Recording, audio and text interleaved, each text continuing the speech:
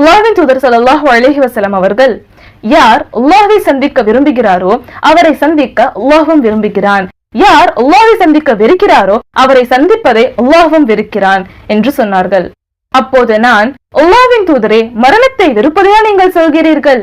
அவ்வாறாயின் மனிதர்களாகிய நாங்கள் அனைவருமே மரணத்தை வெறுக்கத்தானே செய்வோம் என்று கேட்டேன்.